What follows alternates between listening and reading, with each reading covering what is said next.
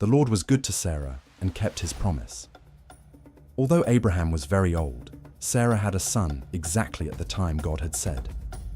Abraham named his son Isaac, and when the boy was 8 days old, Abraham circumcised him, just as God had commanded. Abraham was 100 years old when Isaac was born, and Sarah said, God has made me laugh, and now everyone will laugh with me. Who would have dared to tell Abraham that someday I would have a child? But in his old age, I have given him a son. The time came when Sarah no longer had to nurse Isaac, and on that day, Abraham gave a big feast. Hagar and Ishmael are sent away. One day, Sarah noticed Hagar's son Ishmael playing, and she said to Abraham, Get clear of that Egyptian slave woman and her son. I don't want him to inherit anything. It should all go to my son. Abraham was worried about Ishmael, but God said, Abraham, don't worry about your slave woman and the boy. Just do what Sarah tells you. Isaac will inherit your family name, but the son of the slave woman is also your son, and I will make his descendants into a great nation. Early the next morning, Abraham gave Hagar an animal skin full of water and some bread. Then he put the boy on her shoulder and sent them away. They wandered around in the desert near Beersheba, and after they had run out of water, Hagar put her son under a bush. Then she sat down a long way off, because she could not bear to watch him die, and she cried bitterly.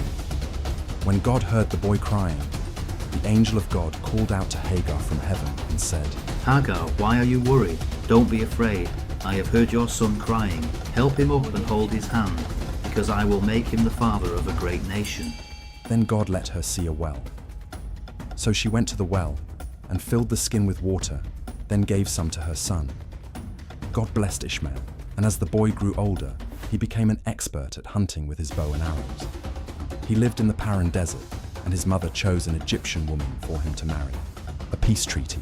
About this time, Abimelech and his army commander Phicol said to Abraham, God blesses everything you do. Now I want you to promise in the name of God that you will always be loyal to me and my descendants, just as I have always been loyal to you in this land where you have lived as a foreigner. And so Abraham promised he would. One day, Abraham told Abimelech, Some of your servants have taken over one of my wells. This is the first I've heard about it. Abimelech replied, Why haven't you said something before? I don't have any idea who did it.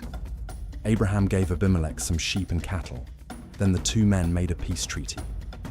Abraham separated 7 female lambs from his flock of sheep, and Abimelech asked, Why have you done this? Abraham replied, I want you to accept these 7 lambs as proof that I dug this well. So they called the place Beersheba, because they made a treaty there. When the treaty was completed, Abimelech and his army commander Phicol went back to the land of the Philistines. Abraham planted a tamarisk tree in Beersheba and worshipped the eternal Lord God. Then Abraham lived a long time as a foreigner in the land of the Philistines.